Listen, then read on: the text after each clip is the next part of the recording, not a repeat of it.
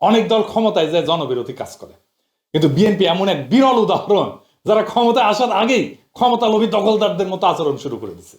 বিএনপির লোকেরা মনে করে আমি তাদের ক্ষমতায় যাওয়ার পথে কাটা। জি না, আপনারা নিজেরাই আপনাদের ক্ষমতায় যাওয়ার পথে কাটা। হাসিনা পতনের পর বিএনপি যেভাবে দখল চান্দাবাজি মাস্তানি আর খাই শুরু করলো, আমি তখনই বুঝে গেছি এই দল আর ক্ষমতায় আসতে পারবে না।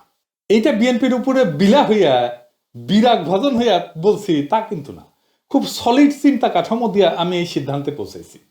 আজকে আপনাদেরকে ধাপে ধাপে সেটা ব্যাখ্যা করব যে কেন আমি এই সিদ্ধান্তে পৌঁছেছি যে বিএনপি ক্ষমতা আসতে পারবে না। এইটারে বলে থিওরিটিক্যাল ফ্রেমওয়ার্ক। আমি ঠিক কোন থিওরিটিক্যাল ফ্রেমওয়ার্ক ব্যবহার করে বুঝে গেছি বিএনপি ক্ষমতা আসতে পারবে না, সেটা আপনাদেরকে আমি অঙ্ক কষা বুঝাই দেবো আজকে। আসেন আল্লাহর নামে শুরু করি। ক্ষুদ্র ব্যবসায়ীরা হইল দেশের সবচেয়ে বড় রাজনৈতিক বেস। তারা ভোটার সংখ্যার সবচেয়ে বড় গোষ্ঠী। যেমন ধরেন ছোট দোকানদার, মুদিখানার দোকানদার, হকার, ছোট রেস্টুরেন্ট, পরিবহন শ্রমিক, বাজার ব্যবসায়ী, ফল বিক্রেতা, সবজি বিক্রেতা, এই সব মিলায় এদের সংখ্যা কয়েক কোটির সমান। এই শ্রেণী প্রত্যেক দিন মানুষের সাথে যোগাযোগ রাখে, এক্সচেঞ্জ হয়, এরা জনমত তৈরি করে, প্রভাব ছড়ায়, সত্য মিথ্যা যাই হোক সেটা তথ্য ছড়ায়, সবচেয়ে দ্রুত ছড়ায় তাদের মাধ্যমে। শহরের যে অর্থনীতি, এটা 60 থেকে 70% লেনদেন হয় এই ক্ষুদ্র ব্যবসায়ীদের হাতে। তাদের উপরে জুলুম মানে জনরায়ের মূল উৎসকে শত্রু বানানো। এটা মাইক্রো লেভেলের জুলুম। পত্রিকায় পাতায় আসবে না, খবর হবে না, কিন্তু ভেতরে ভেতরে ক্ষোভের আগুন ধিকি ধিকি জ্বলতে থাকবে। 2 নাম্বার হইতেছে ক্ষুদ্র ব্যবসায়ী দেশের নগদ টাকার যে ইকোনমি সেটা চালায়। চান্দাবাজি হইলে এইটা লিকুইডিটি ড্রেইন হয়ে যায়, মানে নগদ টাকার প্রবাহ কমে যায়। দৈনিক নগদ প্রবাহ থেকে টাকা টেনে নেওয়া হয়। এদের থেকে টাকা টেনে নেওয়া মানে সরাসরি ইকোনমির যে অক্সিজেন, এই সাপ্লাইটা বন্ধ করে দেওয়া। এইটাকে বলা হয় বিলো দ্য লাইন ইকোনমি। অর্থাৎ বাজার, হাট, দোকান এটা খালি করে যদি দেয় কোনো কেউ, তাহলে তার জনজীবনকে দিনে দিনে বিপর্যস্ত করে দেয়। কারণ এইটার চাপ এসে আলটিমেটলি ওই মানুষের উপরে, ক্রেতার উপরে, ভোক্তার উপরে পড়ে। ভোক্তাকে তো এই টাকাটা দিতে হয়। মানে ঝালমুড়ি ব্যবসায়ীর কাছ থেকে বিএনপি যে চান্দাটা নিচ্ছে, সে চান্দার টাকা তো ঝালমুড়ি ব্যবসায়ী ঝালমুড়ির দামের উপরে রাখবে, তাই না? তাহলে ঝালমুড়ি আলটিমেটলি যে কিনবে, খাবে, তার ঝালমুড়ির দামটা বেড়ে যাবে। 3 নম্বরে হইতেছে ছোট ব্যবসায়ীর উপরে জুলুম একটা কালেকটিভ গ্রিভেন্স তৈরি করে। কৃষক শ্রমিকের যে ক্ষোভ, এটা ছড়াইতে সময় লাগে, কিন্তু বাজারের ক্ষোভ ঘন্টার মধ্যে ছড়ায় যায়। এই যে এভরিডে সাফারিংস, এটা ডেইলি পলিটিক্যাল মেমোরি তৈরি করে মাথার মধ্যে, রাজনৈতিক স্মৃতি তৈরি করে প্রত্যেক দিনে, দুঃখের স্মৃতি, কষ্টের স্মৃতি। ক্ষুদ্র ব্যবসায়ী প্রত্যেক দিন মানুষের সাথে কথা বলে, এদের কষ্ট প্রত্যেক দিন জনমতকে বদলায় দেয়। কারণ বাজার প্রত্যেকটা এলাকার কেন্দ্র, বাজারে সবাই আসে চারিদিক থেকে। আমাদের দেশের মতো দেশের কোন আন্দোলনের প্রেসার কুকার কোনটা জানেন? 3টা জায়গা প্রেসার কুকার। কি কি? আসেন সেটা দেখি। আন্দোলনের প্রেসার কুকার মাত্র 3টা জায়গা: বাজার, মসজিদ, গণপরিবহন। এই 3 জায়গায় যে কোনো আন্দোলনের প্রেসার কুকার। ব্যবসার উপরে জুলুম মানে আন্দোলনের জ্বালানি সরবরাহ করা। চিন্তা করেন তো, একজন দোকানদার কতজনের সাথে কথা বলে দৈনিক? 200 থেকে 300 জন। হকার কতজনের সাথে কথা বলে? 500 জন পর্যন্ত কাস্টমারের সাথে কথা বলে প্রত্যেক দিন। রিক্সা চালক, বাস চালক প্রত্যেক দিন কতজন যাত্রী পরিবহন করে? 30 থেকে 500। বাজারে যে বিক্রি করে, পণ্য বিক্রি করে, সেখানে শুধু আপনি কেনেন না, তাকেও সাপ্লাই করে অনেকে, পণ্য সাপ্লাই করে, একজন না অনেকে। তার মানে সে মাঝখানের কেন্দ্র, তাকে সাপ্লাই করতেছে, আপনি তার কাছ থেকে কিনতেছেন।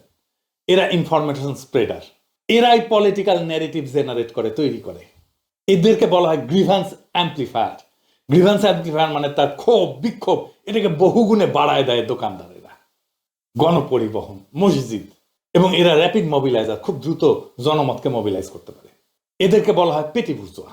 প্রথমে বুঝে নি পেটি বুর্জোয়া কাকে বলে, এটা কমিউনিস্ট টার্মিনোলজি আর কি। পেটি বুর্জোয়া হচ্ছে সবচেয়ে বিপজ্জনক অপোজিশন ব্লক, ক্ষুদ্র ব্যবসায়ীদের শ্রেণী আর কি। রাজনৈতিকভাবে এরা সবচেয়ে অস্থির, কিন্তু সবচেয়ে ক্ষমতাশালী মোবিলাইজার। এটা বুঝলে দেখতে পারবেন বিএনপি এই গ্রুপটাকে খেপায় তুলছে ক্ষমতায় যাওয়ার আগে। তো পেটি বুর্জোয়া হলো এমন এক সামাজিক অর্থনৈতিক শ্রেণী, সামাজিক এবং অর্থনৈতিক শ্রেণী যাদের কাছে অল্প পুঁজি আছে এবং নিজের শ্রম আছে, যারা নিজের পুঁজি এবং নিজের শ্রম দুইটা দিয়ে ব্যবসা চালায়। পুঁজিপতি কিন্তু নিজের শ্রম দেয় না, নিজের পুঁজি দেয়। কিন্তু স্বল্প পুঁজির ব্যবসায়ী পেটি বুর্জোয়ারা নিজের শ্রম দেয়, পুঁজিও দেয়, এই দুইটা দিয়ে ব্যবসা চালায়। এরা না পুরোপুরি শ্রমিক, না পুরোপুরি পুঁজিপতি। ছোট দোকানদার, হকার, কারিগর, ক্ষুদ্র ব্যবসায়ী, ছোট উদ্যোক্তা, এরা সবাই পেটি বুর্জোয়া। পেটি বুর্জোয়ার 4টা মূল বৈশিষ্ট্য মার্কসের সংজ্ঞা অনুযায়ী। কি কি? এখন আমার ক্ষুদ্র ভাতা ভগিনীরা কবে আপনি বামপন্থী বানিয়ে দিচ্ছেন, আমাদেরকে কমিউনিস্ট বানিয়ে দিচ্ছেন, মার্ক্সবাদী বানিয়ে দিচ্ছেন। এগুলো জানা দরকার।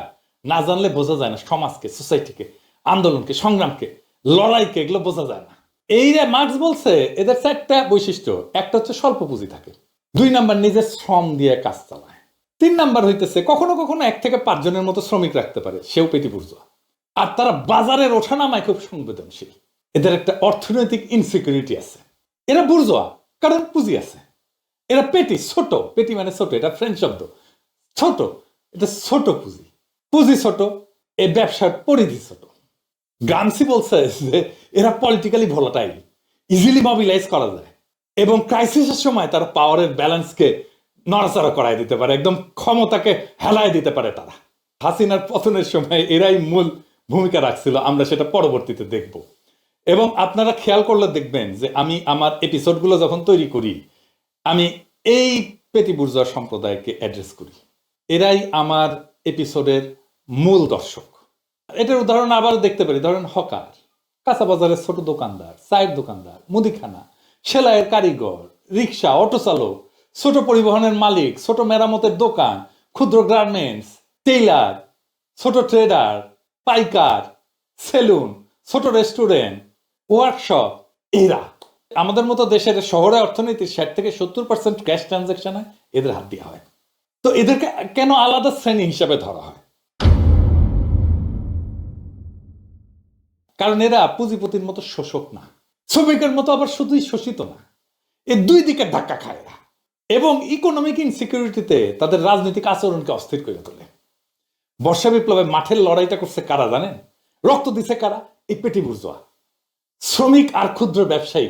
এরাই ছিল রাজপথের মূল শক্তি। দেখেন শহীদ হয়েছে তারাই সবচেয়ে বেশি। আর যদি আপনি তাদের এডুকেশন লেভেল দেখেন কোথায় তারা পড়ছে, তাহলে দেখবেন মাদ্রাসা শিক্ষিত এরা। মাদ্রাসা শিক্ষিতরা শহীদদের একটা বড় অংশ। জেমস স্কট একজন অ্যানথ্রোপোলজিস্ট, ওনার 2টা খুব গুরুত্বপূর্ণ বই আছে। মালয়েশিয়ায় উনি গবেষণা করছিলেন। ওনার একটা বই হইতেছে weapons of weak and domination and the arts of resistance. উনি বলছেন যে এই যে পেটি বুর্জোয়া এরা primary carrier of everyday political transcripts. তো এভরিডে পলিটিক্যাল ট্রান্সক্রিপ্টসটা কি? উনি মূলত মালয়েশিয়া একটা গ্রামীণ সমাজের দৈনন্দিন প্রতিরোধ, এভরিডে রেজিস্ট্যান্স কিভাবে কাজ করে, ওইটা নিয়ে 2 বছরের একটা এথনোগ্রাফিক গবেষণা করছিলেন। মানে ওখানে জনগণের সাথে থেকে ওদের আচরণ দেখে দেখে যে গবেষণা হয় সেটাকে এথনোগ্রাফিক গবেষণা বলে। তো উনি দেখাইতেছেন যে সাধারণ মানুষ তাদের অসন্তোষ দৈনন্দিন আলাপ এবং নিন্দা দিয়া বাজার এবং সামাজিক পরিসর দিয়ে ছড়ায় দেয়। সাধারণ মানুষ সরাসরি বিদ্রোহ না করিয়া গুঞ্জন, গুজব, গোপন রাজনীতি ধীরে ধীরে ধীরে ধীরে ধীরে ধীরে ছোটখাটো স্যাবোটাজের মাধ্যমে শোষণের বিরুদ্ধে প্রতিরোধ করে। ক্ষমতাবানদের সামনে সাধারণ মানুষ যে প্রতিক্রিয়া দেখায় সেটাকে বলা হয় পাবলিক ট্রান্সক্রিপ্ট। ক্ষমতার আড়ালে যেটা বলে সেটা হইতেছে হিডেন ট্রান্সক্রিপ্ট। এই দুয়ের যে পার্থক্য এটাই হইতেছে পলিটিক্যাল ট্রান্সক্রিপ্ট। বোঝা গেছে? তার মানে সে যেটা মুখে বলতেছে আর তার অন্তরে যেটা লুকানো আছে সেটাই আসল রাজনীতি। এই জিনিসটা বুঝতে হয় পলিটিক্যাল ওয়ার্কারদের। এই হিডেন ট্রান্সক্রিপ্টটাই বাজারে দ্রুত ছড়ায়। তাদের ক্ষোভ বিক্ষোভ ছাইচাপা আগুনের মতো ধীরে ধীরে ধীরে ধীরে ধীরে ধীরে ভিতর দিকে ছড়াইতে থাকে। তো স্কট বলতেছে যে যেখানে এই যে ইনফর্মাল ইকোনমি, যেটা এই যে বলছি যে এই যে ক্ষুদ্র ব্যবসায়ীরা যে অর্থনীতি চালায় এবং সেইখানে যদি জুলুম থাকে, তাহলে এই যে পেটি বুর্জোয়া ক্লাস এরা সবচেয়ে দ্রুত গণক্ষোভকে বহুগুণে বাড়ায় দেয়। ক্ষোভ সবচেয়ে দ্রুত ছড়ায় তাদের মাধ্যমে। তো উনি বলছেন যে এটা থ্রেশহোল্ড ক্লাস, এর কারণ এদের সমাজতাত্ত্বিক অবস্থান হচ্ছে অস্বাভাবিক। এরা কর্মজীবী মানুষের মতো গরিব না, আর পুঁজিপতির মতো ক্ষমতাবান না, মধ্যবিত্তের মতো শিক্ষিত স্থির না, কিন্তু বাজারের তারা দৈনিক শোষণের মুখোমুখি হয় আর এইরকম পলিটিক্যাল পার্টিগুলোর জুলুমের মুখোমুখি হয়। তো গ্রামসি এদেরকে বলছে ইনসিকিউর স্ট্যাটা। ইনসিকিউর স্ট্যাটা মানে অরক্ষিত জনগোষ্ঠী, যারা সবসময় একটা পলিটিক্যাল সিকিউরিটি, পলিটিক্যাল রাজনৈতিক সুরক্ষার খোঁজ করে। একটু শোষণ বাড়লে এই শ্রেণী বিস্ফোরক হয়ে ওঠে এবং তাদের শত্রু পরিচয় খুব সহজে তৈরি হয়ে যায়। সে তার শোষণকারী, তার জুলুমকারীর মুখ দেখতে পায়, বাজারে চাঁদা নেওয়া ক্যাডার দেখতে পায়, পুলিশ ঘুষ নেওয়া দেখতে পায়, স্থানীয় মাফিয়াকে দেখতে পায়, সিন্ডিকেট সে দেখতে পায়। এটাকে চার্লস টিলি বলতেন ভিজিবল অপ্রেসার, দেখা যায়। মানে শ্রমিক শ্রেণী, কৃষক এরা তো ভিজিবল অপ্রেসারকে দেখতে পায় না, তার শোষককে দেখতে পায় না, কিন্তু এরা দেখতে পায়। এই শ্রেণীর শত্রু অ্যাবস্ট্রাক্ট না, বোঝা যায় না, চেহারা তেমন না, এর জুলুমকারী প্রত্যেকদিন তার সামনে এসে দাঁড়ায়। এই কারণে তাদের প্রতিবাদ হয় খুব দ্রুত, খুব দ্রুত এটা সহিংস হয়ে ওঠে। এরাই ফার্স্ট মুভার, দ্রুত এরা মোবিলাইজ হয়, রাস্তায় নামে পড়ে। এরাই ক্রাউড মেকার, এরা জনগণকে নামায় ফেলতে পারে। যখন বিদ্রোহ হয়, বিপ্লব হয়, 3 ধরনের মানুষ সবচেয়ে গুরুত্বপূর্ণ। যারা প্রথম রাস্তায় নামে এদেরকে বলা হয় ফার্স্ট মুভার, ক্রাউডকে ধরে রাখে এদেরকে বলা হয় ক্রাউড স্টেবিলাইজার, আর যারা অবস্থান ধরে রাখে তাদেরকে বলা হয় স্ট্রিট কর্পস। এই 3 ধরনের, আমরা যখন জুলাই বিপ্লব করছি এই 3 ধরনের মানুষকে আমরা একসাথে মোবিলাইজ করছি। এই 3টা ভূমিকায় এপিটি বুর্জোয়া স্বাভাবিকভাবে পালন করতে পারে, কারণ তারা রাস্তাতেই থাকে। তারা দোকান বন্ধ করে দিতে পারে, বাজার অবরোধ করে দিতে পারে, ধর্মঘট করতে পারে। সবকিছু বন্ধ করে দিলে তার শহর থেমে যাবে, শহর তার সবকিছু বন্ধ করে তারা রাস্তায় নেমে এসে প্রতিরোধ করে তুলতে পারে। এরাই বিদ্রোহের ব্যাকবোন, এরাই হইতেছে আরবান ডমিনেন্স উইদাউট ফর্মাল পাওয়ার। এর মানে শহুরে কর্তৃত্ব। এটাই আপনি পেটি বুর্জোয়াকে আপনার পাশে রাখবেন পলিটিক্যালি, আপনার পাশে আর কেউ দাঁড়াইতে পারবে না। তো মিডগেলের একটা বই আছে, strong societies and weak states. ওখানে বলছেন উনি যে রাষ্ট্রের ক্যাপিলারি যেখানে দুর্বল সেখানে পেটি বুর্জোয়া অল্টারনেটিভ পাওয়ার, বিকল্প পাওয়ার তৈরি করে।